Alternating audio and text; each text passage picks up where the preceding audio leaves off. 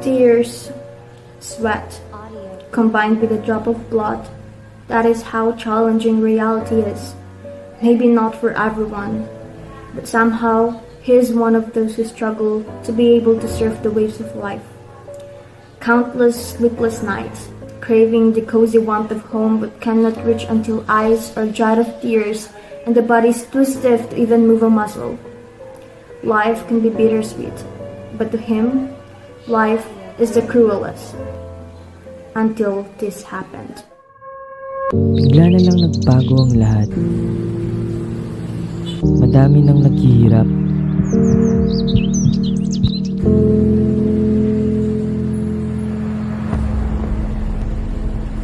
Kakayanin pa ba ang hinaharap? Paano na ang ating mga pangarap? Kailan ang araw na babalik ang sarap? 2 years have passed, yet the COVID is still a raging fire, not just in the Philippines, but around the world. The world economy is experiencing the greatest regression on history, and together with that are the unending lists of businesses that declared bankruptcy to save their businesses, retrench employees to the greatest minimum, and those who have announced their permanent closure due to the prolonged government policies in response to the pandemic. Given such reasons, the normal lives of the people and its continuity have indeed changed and are in constant threat by COVID-19. However, despite the pandemic as being the number one crisis or issue that most of the countries in the world is facing, they are still not exempted to other societal issues like corruption, poverty, inequality, terrorism, loss of jobs, and so many more.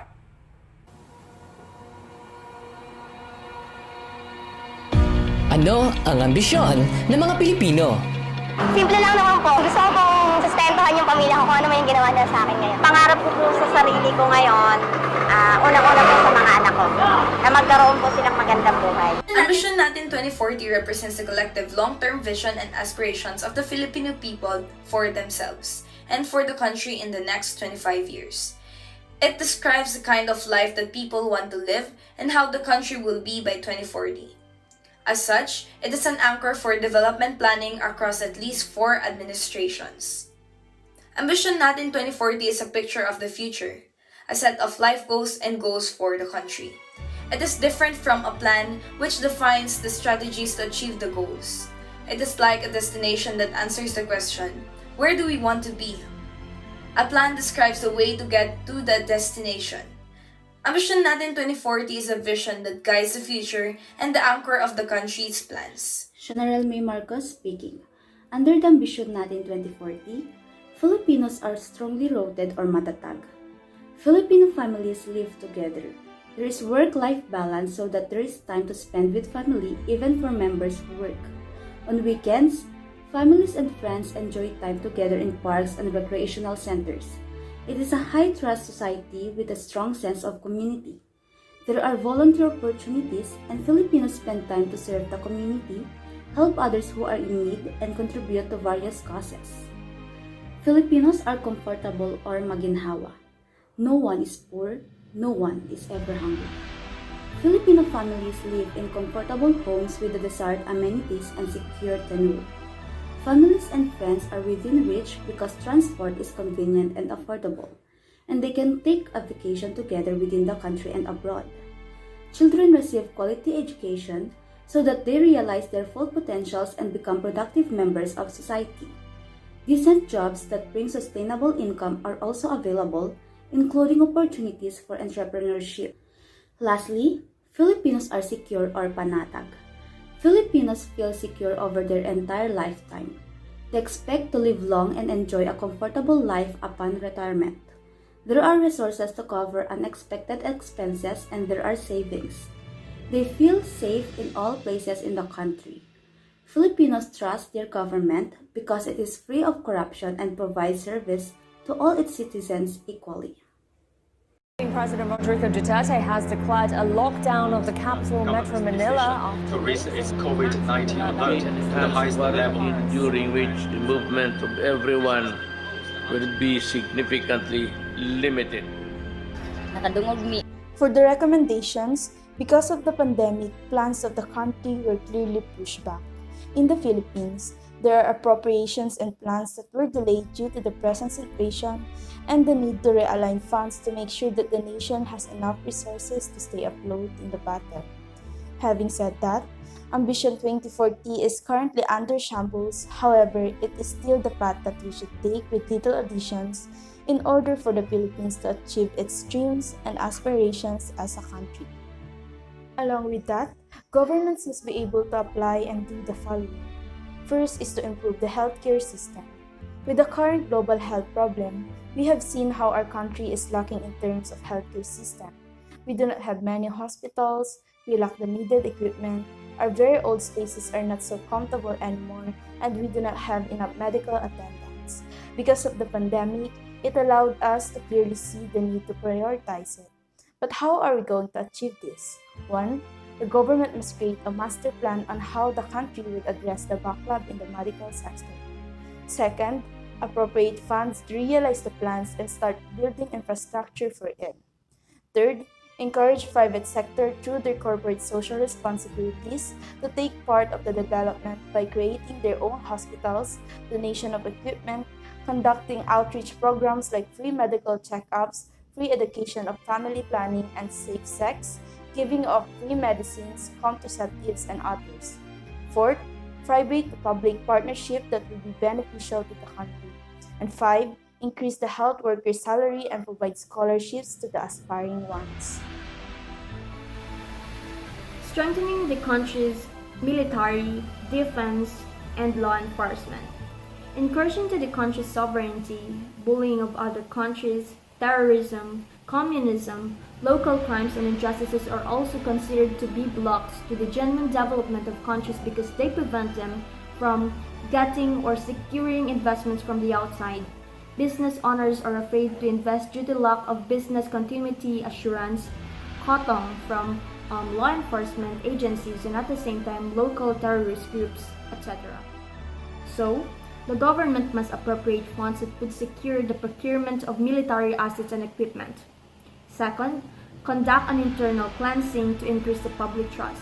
Third, administer educational seminars that would discuss the roles of law enforcement, military to secure the nation's order, more so the discussion of human rights for both the government and the people to make them knowledgeable about it.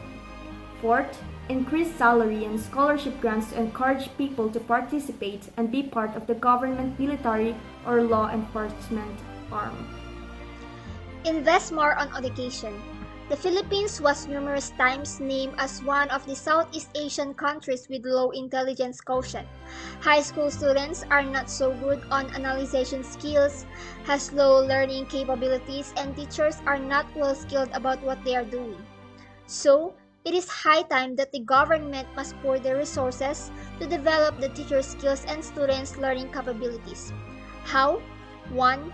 The government must build a conducive learning environment with enough spaces, facilities, and available resources like laboratories, equipments, and air-conditioned classroom.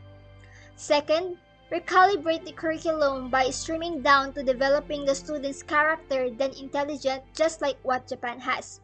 The curriculum must have focus on mastering student skills rather than putting everything on their plates. Third, provide resources to students like uniforms, free ride, food, etc. to provide proper development that they need. Fourth, teachers must be taught again and build their love for teaching and ethics so they will make sure that their students are learning rather than letting them away by conducting seminars, freeing them with additional loads and increasing their salaries. Fifth, hire more educators and school staffs to do tasks to divide the workloads. Ambition NATIN 2040 can also provide more job opportunities. Lack of available jobs for so many job hunters in the country is also one of the problems that the government must provide response to. Because of that, they should make sure that there will be jobs for so many jobs aspirants. To do this, 1. They should create and pass more freeing policies that would be lenient to foreign investment and foreign ownerships. 2. Eradicate red tape and corruption to ensure equal opportunities for business and for people, because what is best is what is given to them. 3. Strengthening the security for business so it will not be used by evil individuals that promote self-interest and become so destructive to the nation. 4. Increase the minimum wage so it will give more income to workers regardless of what type the job they are doing. Lastly, the creation of government facilities. I believe that this is also one of the things that would help the country to be developed. The government should start creating facilities and government agencies that will help the country to meet its backlog compared to other countries. What are these facilities? Vaccine Development Agency, Military Development Agency, Technological Development Agency, and many other agencies that will accommodate Filipinos with brilliant mind to partake in global changes and demand. But of course, it must have appropriate funds and high salary existing equipment, scholarship to Filipino students with return services, and ensuring equal opportunities based on merit, not on connections or power. As of today, Filipinos are suffering due to the lack of competency of the government in dealing with this crisis.